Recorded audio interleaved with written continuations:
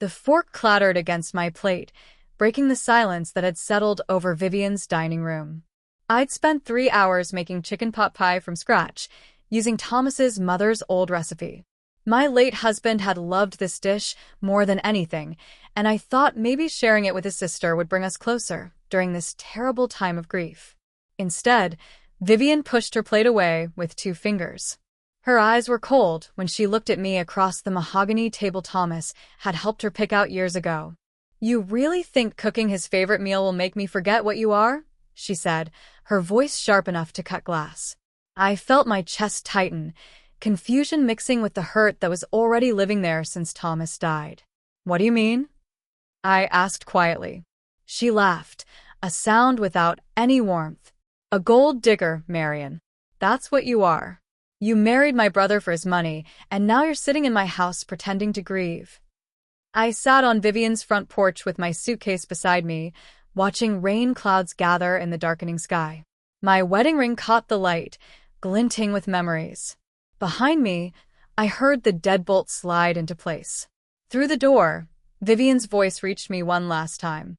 "Don't come crawling back when you realize nobody believes your innocent act, Marion." The words stung worse than the cold rain that had started to fall. I pulled my sweater tighter, wondering where I would go. My parents were gone, buried in the cemetery where Thomas now rested too. I had no siblings, no children, no family except the one that just threw me out. But sitting there in the rain, something hardened inside my chest. Vivian was wrong about me, and somehow I would make her understand that. The Sleepy Pine Motel sat on the edge of town, the kind of place where people stayed when they had nowhere else to go. My room smelled like industrial cleaner and old carpet. I stood in front of the bathroom mirror, studying my reflection. When had I become this person? A 64-year-old woman with nowhere to go, accused of being something I'd never been. I'd spent my whole adult life as a nurse, caring for others, putting my own needs last. First, it was my parents, both requiring round-the-clock care for years before they passed.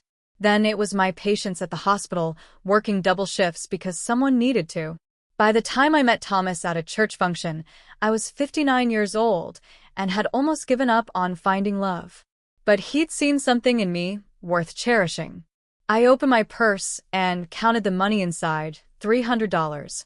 It wouldn't last long, but I had something else too. A small brass key to Thomas's safety deposit box, the one he'd given me 6 months before he died. "Just in case," he'd said. The bank opened at 9, and I was waiting by the door when the manager unlocked it. Mrs. Chun, a kind woman who'd known Thomas for years, greeted me with sad eyes. "Mrs. Dempsey, I'm so deeply sorry for your loss," she said, leading me to the vault. Thomas was a good man.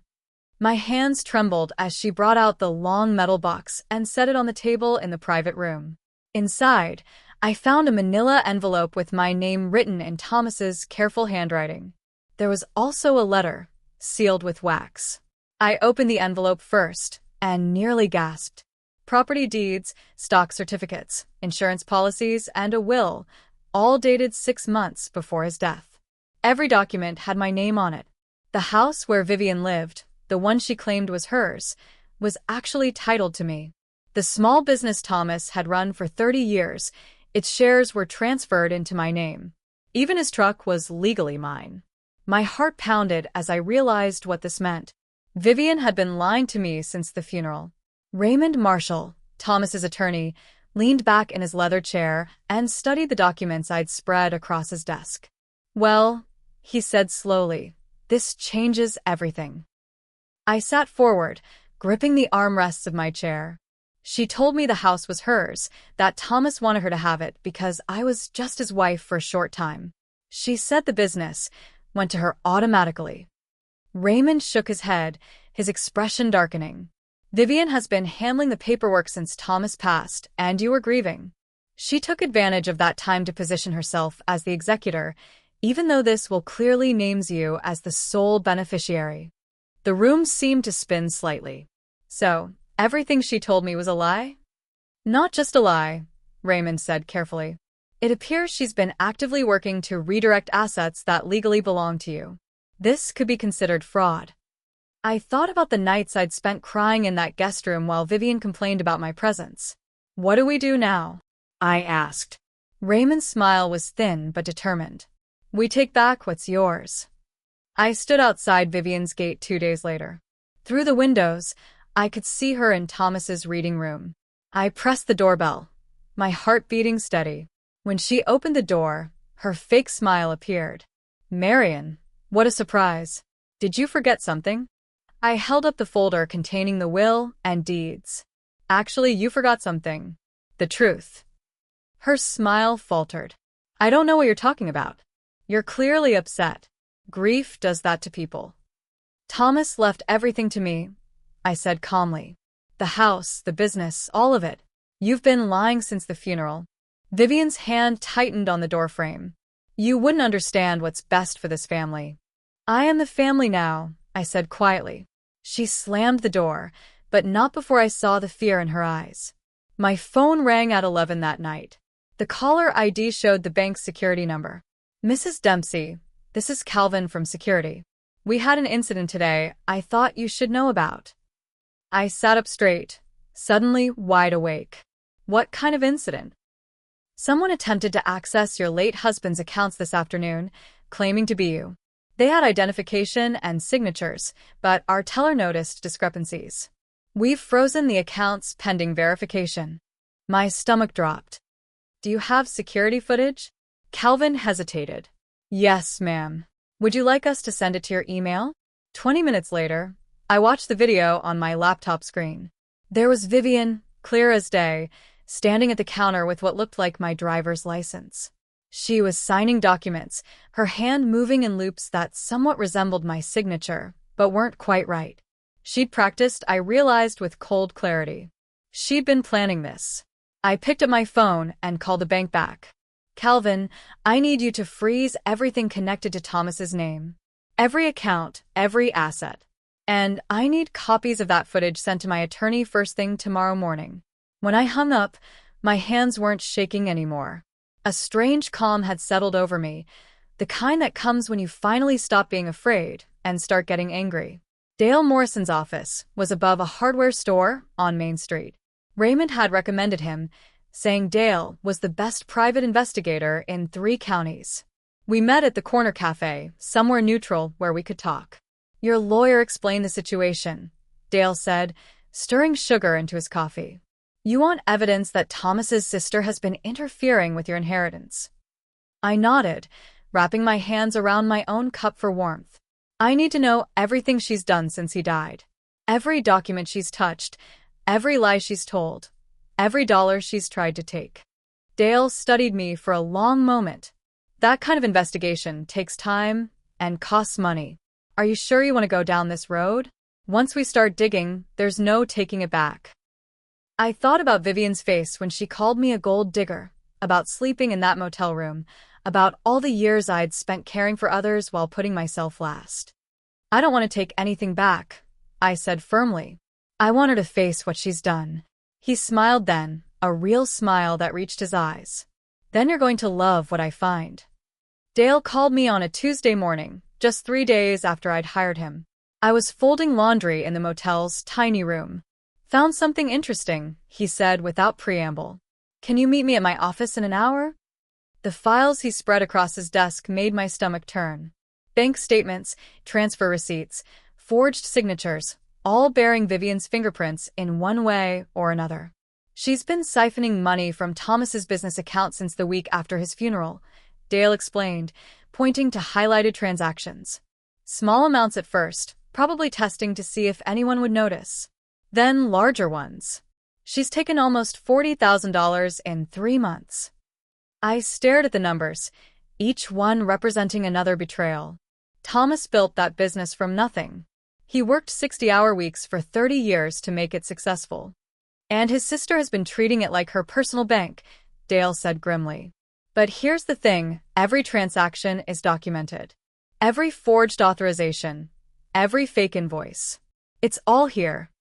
He handed me a USB drive. This is your copy.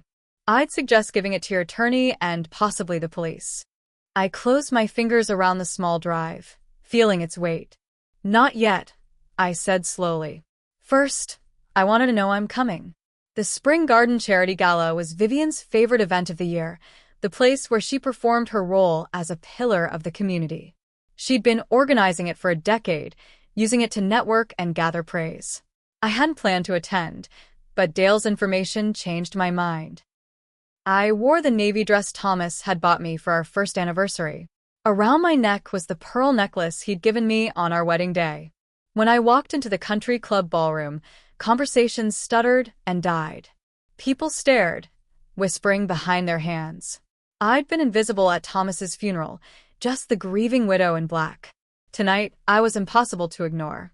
Vivian stood near the bar, holding court with the mayor's wife and several city council members. Her face went pale when she saw me, then flushed red with anger. I walked straight toward her. Well, she said loudly, that fake smile back in place.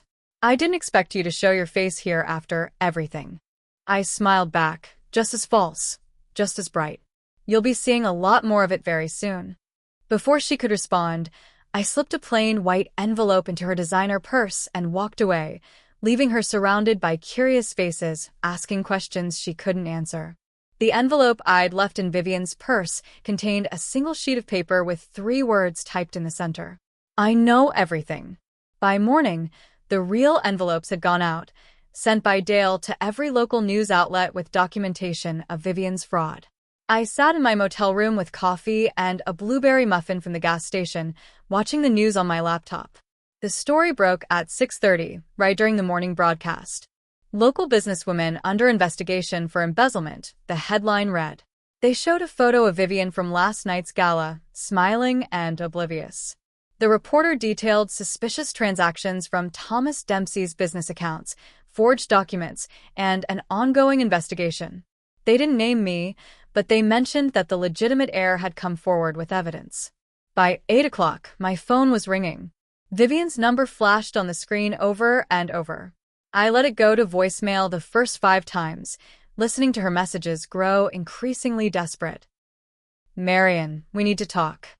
Then, this is a misunderstanding.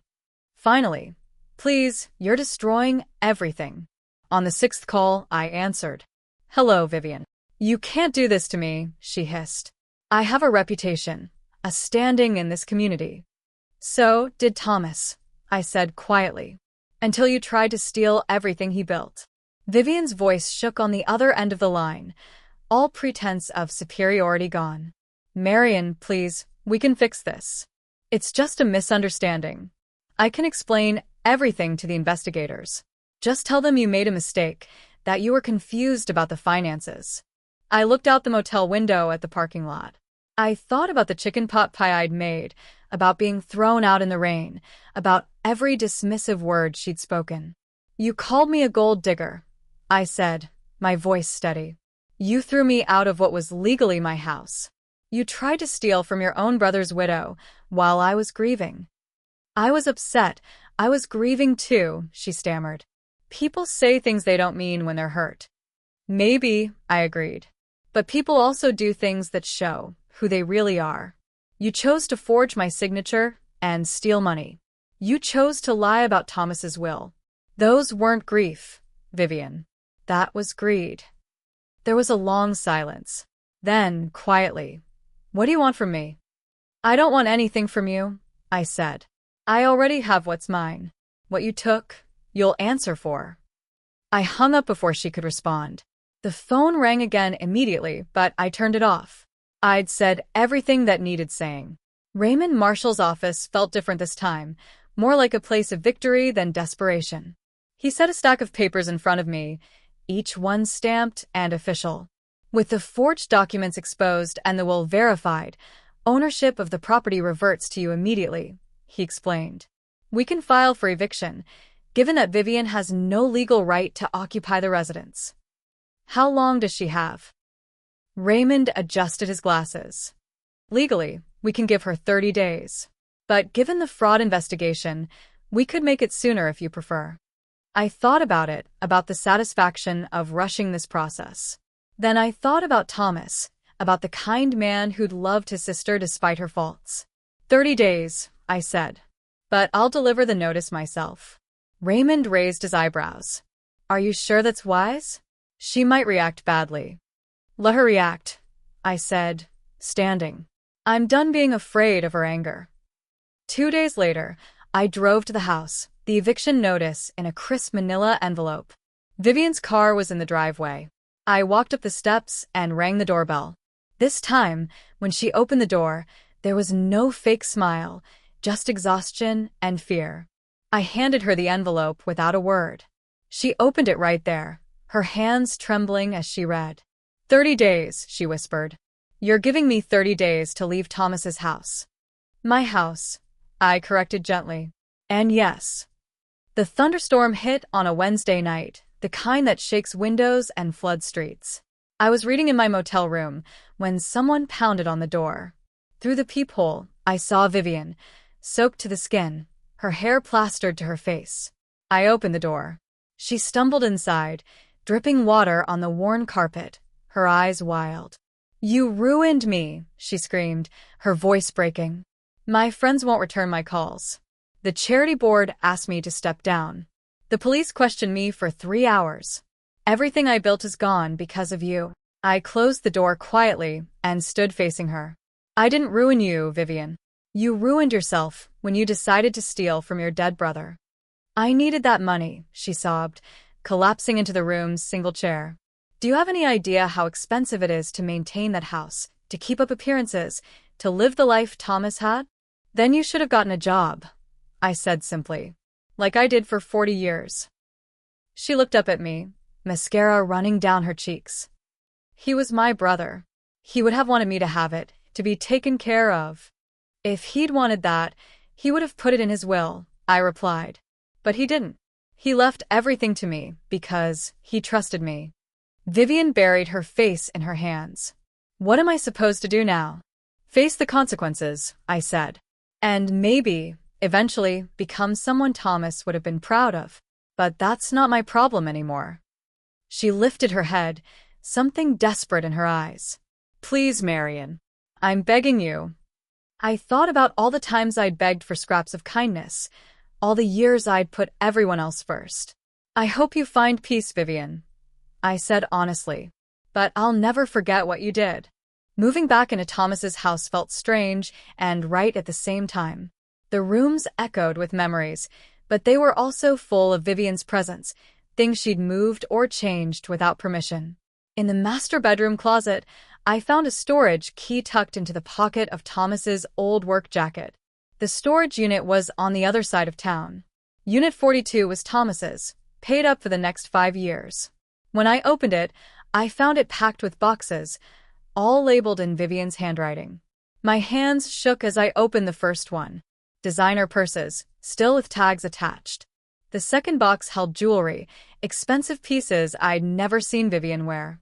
The third contained documents, receipts for purchases made with Thomas's business credit cards, transfers I hadn't seen in Dale's investigation.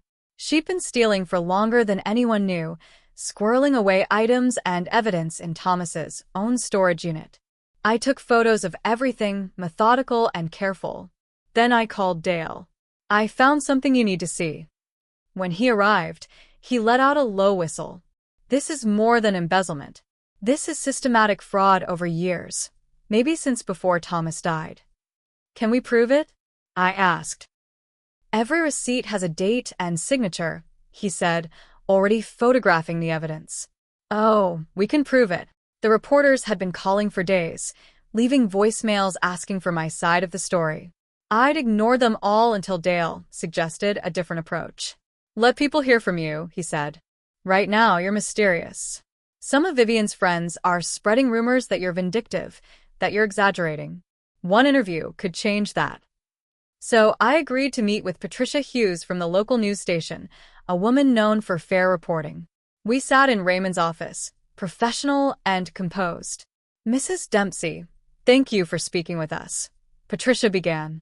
There's been a lot of speculation about your relationship with Vivian Dempsey and the allegations of fraud. Can you tell us your side? I took a breath and looked directly at the camera. I married Thomas Dempsey 3 years ago, and they were the happiest years of my life. When he passed suddenly, I was devastated. I moved into his sister's home temporarily while the estate was settled, trusting that we would grieve together as family. Patricia nodded encouragingly. But that's not what happened? No, I said quietly.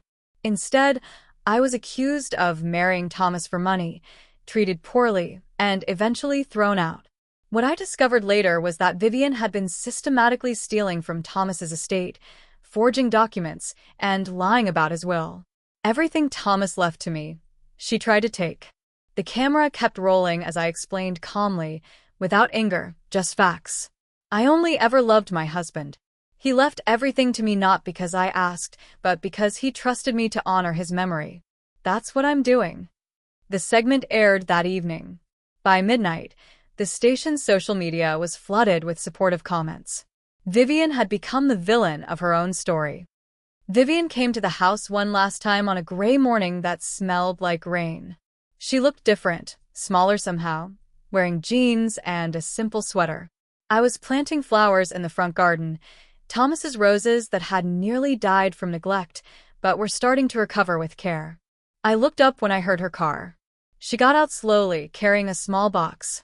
I brought the last of Thomas's things from storage, she said quietly, setting the box on the porch. Things I took that weren't mine to take. I wiped dirt from my hands and stood. Thank you. She looked at the pearl necklace I was wearing. He bought that for you at an estate sale. Spent 3 hours making sure every pearl was perfect. I know, I said. He told me. Vivian's eyes filled with tears. I've lost everything. My reputation, my home, probably my freedom when the trial happens. You made your point. I looked at her, this woman who'd caused me so much pain. Did I? Or did you just finally face the consequences of your own choices? She had no answer for that. I know you'll never forgive me, she said finally. I just wanted you to know that I'm sorry. Not because I'm scared of jail or because I lost everything, but because I hurt you when you were already hurting. Maybe someday, I said honestly, but not today. The final estate settlement came through on a Thursday morning, delivered in a thick envelope from Raymond's office. Inside were deeds, titles, account statements, and insurance documents, all officially transferred into my name. The house where I'd lived with Thomas for 3 years. The business he'd built with his own hands. The life insurance policy he'd maintained faithfully. Even his old pickup truck. Everything was legally, irrevocably mine. But at the bottom of the envelope was something I hadn't expected. A smaller envelope, sealed with wax and marked personal. My hands trembled as I broke the seal. Inside was a letter in Thomas's handwriting, dated 2 weeks before he died. My dearest Marion, it began. I sat down at the kitchen table and read words my husband had written, knowing he might not be here to say them himself. He wrote about his love for me, about how I brought joy to his later years. He wrote about his sister, about her weaknesses and fears. If Vivian ever turns cruel, the letter said, remember what I told you. She's only brave when she thinks no one will fight back. Show her you can. Show her the strength I always saw in you. He wrote about my years of caring for others, about how I'd forgotten to value myself. You are stronger than you believe, he'd written. Don't let Vivian or anyone else make you small. Don't let them convince you that love equals weakness. You loved me and I loved you, and that was the realest thing in my life. I carried the letter to the bedroom and placed it on the nightstand beside his photograph. It's done, I whispered. I fought back, just like you knew I would. And I won.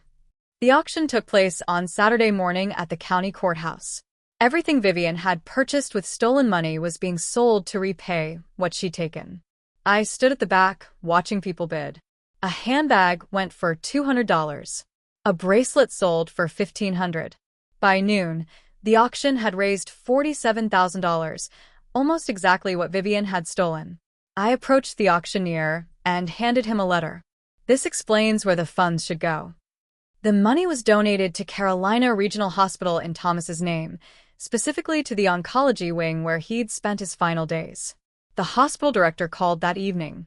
Mrs. Dempsey, this is incredibly generous. We'll make sure Thomas's name is honored.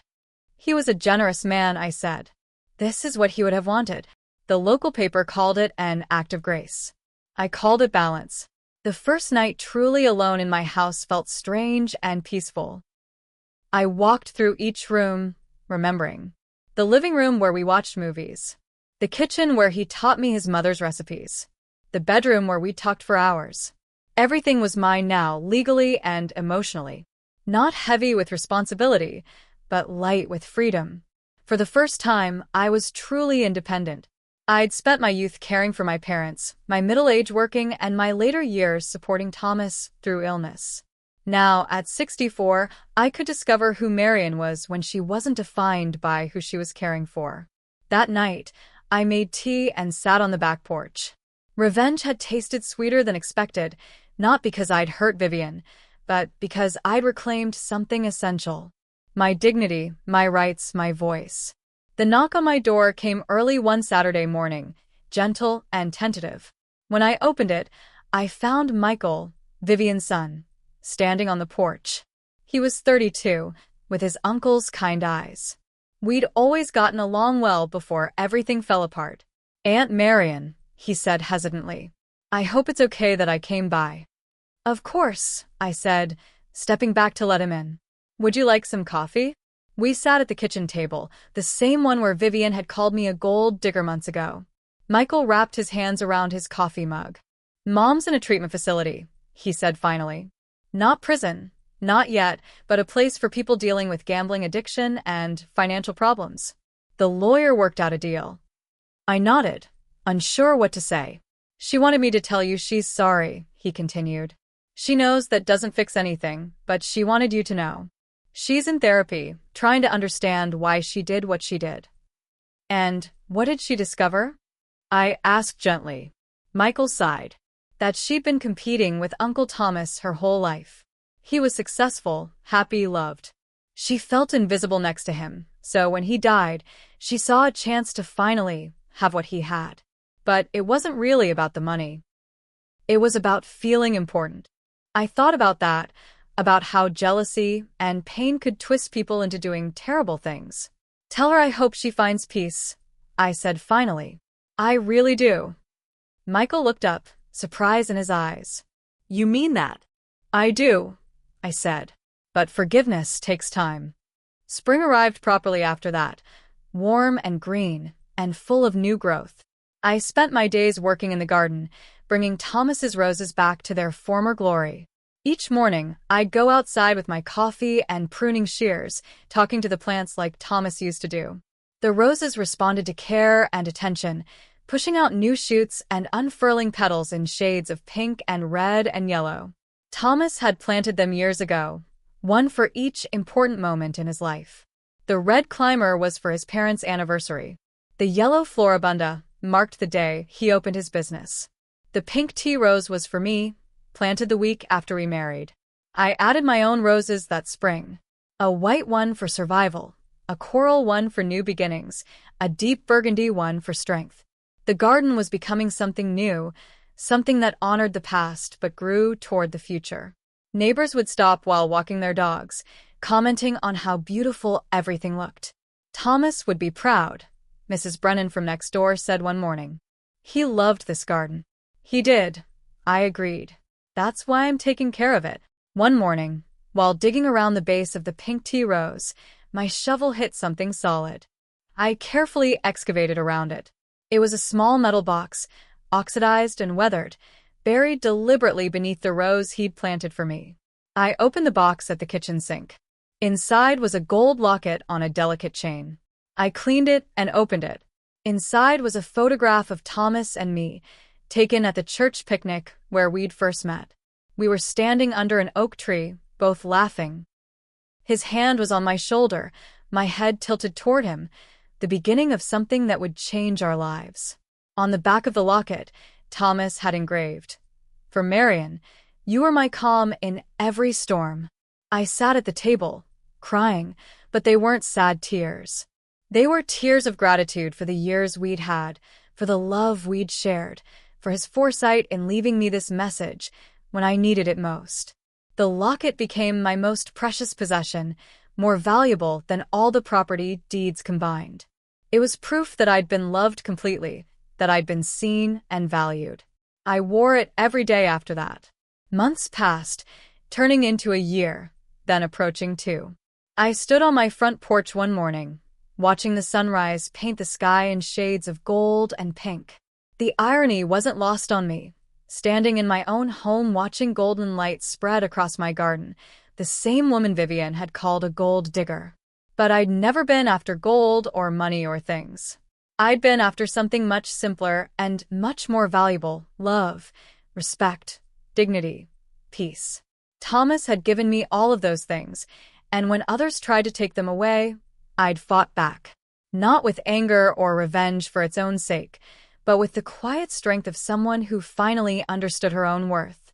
The roses were blooming again, better than ever, filling the air with their sweet scent. The garden had become my sanctuary, a place where I could think and heal and remember without pain. I heard a car in the driveway and turned to see Michael getting out, but this time he wasn't alone. A young woman was with him, maybe 25, with Thomas's smile and Vivian's dark eyes. "Anne Marion," Michael called, walking toward me. "I'd like you to meet someone. This is my sister, Caroline. She's been away at graduate school in Seattle, just got back last week." I never met Caroline, who'd left for college before I married Thomas and stayed on the West Coast for her studies. She looked nervous, clutching a small wrapped package. "Mrs. Dempsey," she said formally. "I know this is unexpected, but I wanted to meet you properly. Uncle Thomas wrote to me about you, told me how happy you made him." My throat tightened. "He wrote to you?" Caroline nodded. "Every month. Long emails about his life, his work, his marriage. He told me you were the best thing that ever happened to him." She held out the package. "I thought you should have this." Inside was a photo album filled with pictures of Thomas and me that I'd never seen. Pictures Caroline had taken during her visits home, candid shots of us laughing, cooking together, sitting on the porch. Pictures that captured the love we'd shared. "Thank you for bringing this," I said, tears in my eyes. "I'm sorry about my mother," Caroline said quietly. "What she did was wrong. Uncle Thomas deserved better, and so did you." Michael put his arm around his sister's shoulders. "We both wanted you to know that not everyone in this family is like Mom. Some of us are grateful for what you meant to Uncle Thomas." I stood in the garden that evening, the photo album tucked under my arm, watching the sun set. The journey from that rainy night on Vivian's porch to this moment had been painful, but necessary. I'd learned that I was worth fighting for, that my dignity mattered, that love shouldn't require you to diminish yourself. I'd learned that sometimes the people who should support you will betray you, but that didn't mean you were unworthy of support. Most importantly, I'd learned that it was never too late to stand up for yourself, to reclaim what was yours, to demand the respect you deserved. The next morning, I woke early and made coffee, carrying it to the porch where the story had begun. I touched the locket at my throat. "Look, love," I whispered to the morning air, to Thomas's memory, to the roses. "I'm home, really home, not just in this house, but in myself." A breeze stirred the wind chimes, and I could almost hear his voice in the sound. "Welcome home," it seemed to say. "Welcome home."